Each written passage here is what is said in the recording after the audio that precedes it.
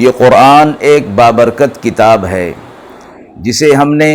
آپ صلی اللہ علیہ وسلم پر نازل کیا تاکہ لوگ اس پہ غور اور فکر کریں اور تاکہ اہل فہم اس سے نصیحت حاصل کریں۔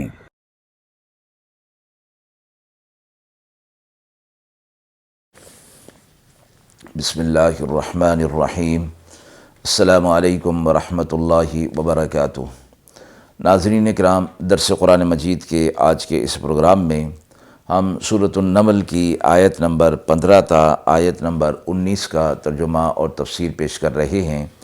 اور آخر میں پوچھے گئے سوال کا جواب ہوگا۔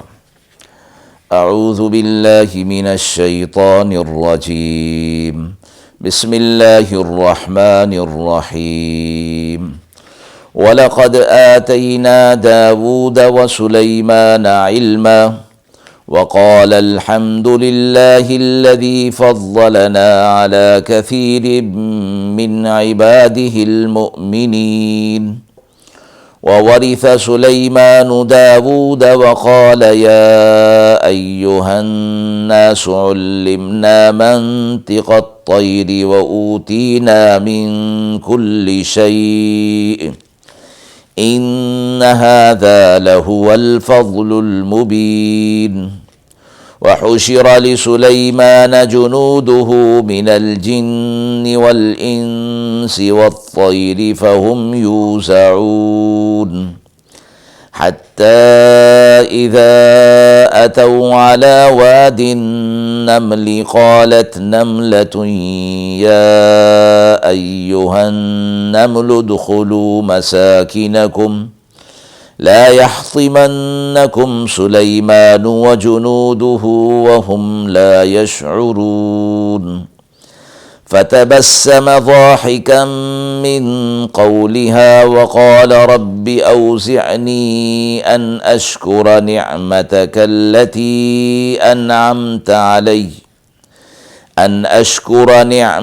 التي أنعمت علي وعلى والدي وأن أعمل صالحا ترضاه وأدخلني برحمتك في عبادك الصالحين۔ آیات مبارکہ کا ترجمہ ملاحظہ فرمائیں۔ اور ہم نے داؤد علیہ السلام اور سلیمان علیہ السلام کو علم عطا فرمایا، اور وہ بولے کہ اللہ کی تعریف ہے جس نے ہمیں بزرگی دی اپنے بہت سے بندوں ایمان والوں پر، اور قائم مقام ہوئے سلیمان علیہ السلام داؤد علیہ السلام کے، اور بولے اے لوگو، ہم کو سکھائی ہے زبان پرندوں کی، اور ہم کو ہر چیز میں سے عطا فرمایا گیا ہے، بے شک یہ واضح فضیلت ہے۔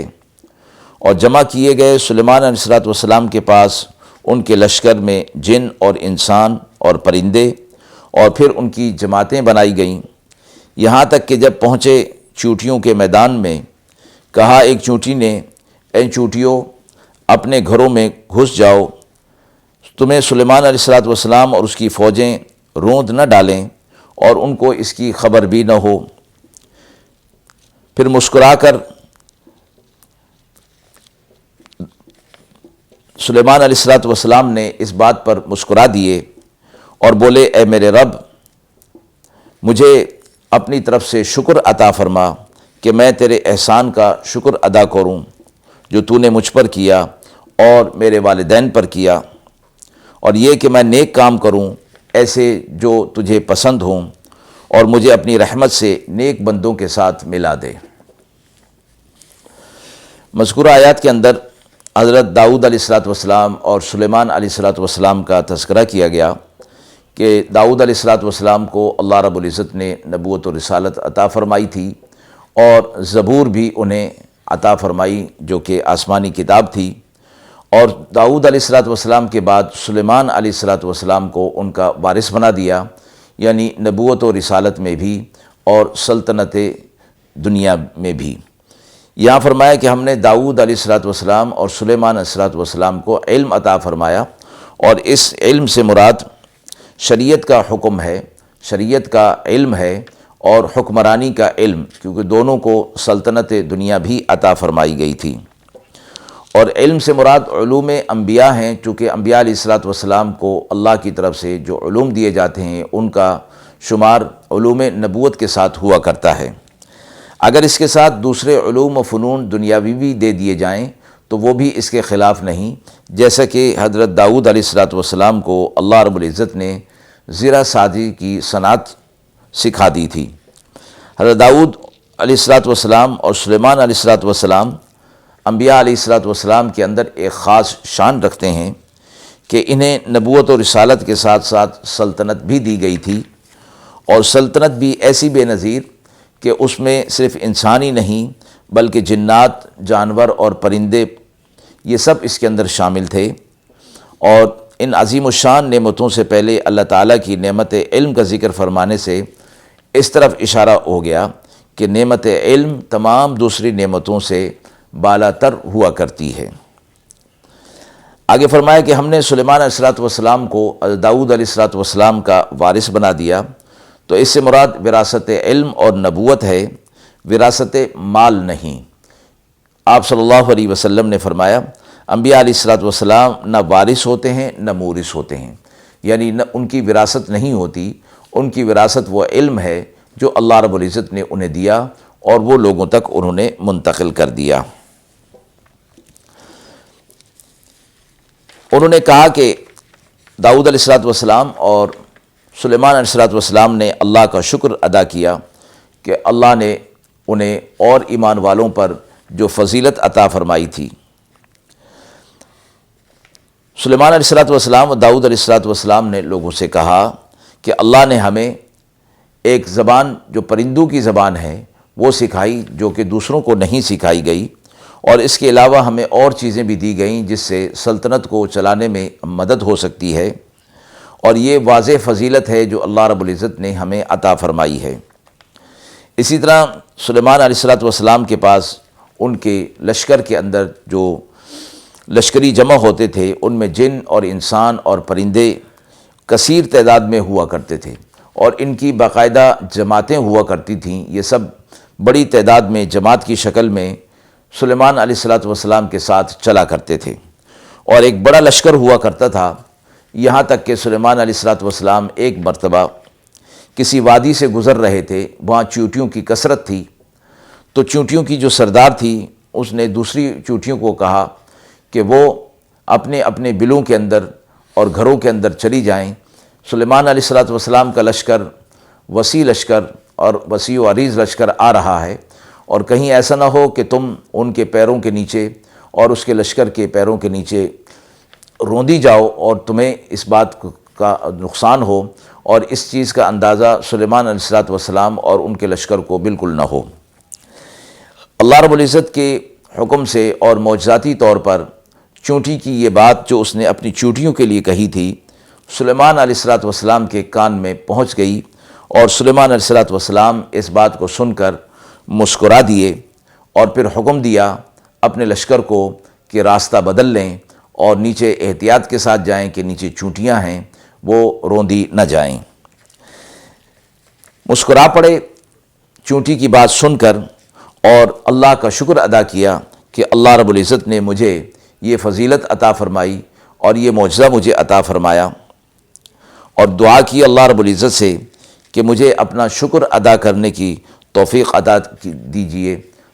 دیجیے کہ میں آپ کے احسانات جو آپ نے مجھ پر کیے ہیں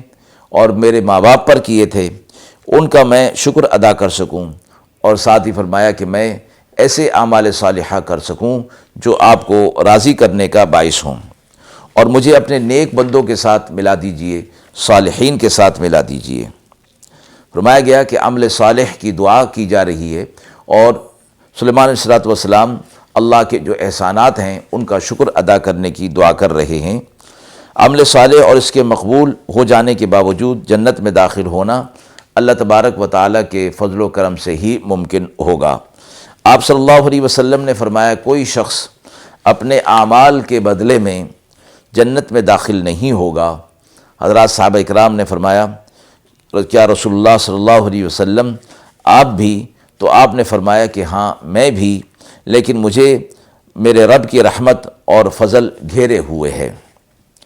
حضرت سلیمان علیہ السلام بھی ان کلمات میں دخول جنت کے لیے اللہ رب العزت کے فضل کی دعا فرما رہے ہیں، یعنی اے اللہ مجھے فضل سے، اپنے فضل سے وہ عطا فرما جس سے میں جنت کا مستحق ہو جاؤں۔ امت کی تعلیم کے لیے بھی یہ دعا فرمائی گئی کہ حضرات انبیاء علیہ السلام تو گناہوں سے پاک ہوتے ہیں، اس کے باوجود اللہ کے فضل کے وہ طلبگار ہوتے ہیں اور چاہتے ہیں کہ ہم ایسے کام کر جائیں کہ اللہ کا فضل ان کی طرف متوجہ ہو جائے۔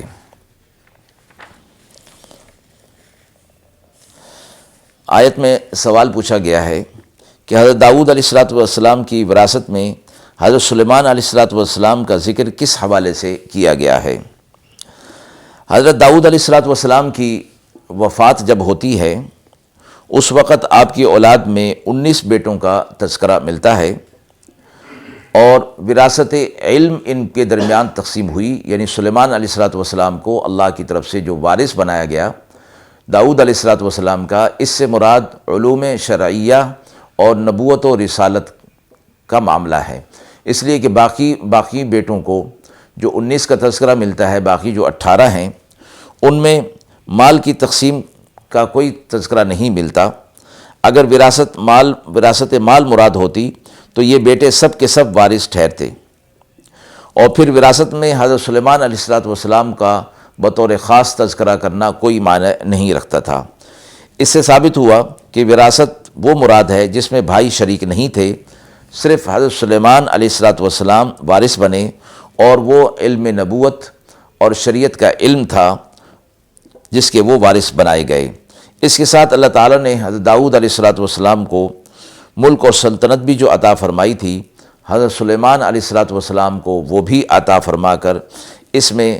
مزید اضافہ یوں کیا گیا کہ آپ کی حکومت جنات، جانور اور پرندوں تک عام کر دی گئی اور ہوا تک کو آپ کے لیے مسخر کر دیا گیا۔ اس لیے اگلی آیات کے اندر سلیمان علیہ السلام کا اللہ رب العزت کے حضور میں شکر ادا کیا جا رہا ہے اور اپنے آپ کو صالحین میں شمار کرنے کی دعا کی جا رہی ہے۔ وآخر دعوانا ان الحمد للہ رب العالمین۔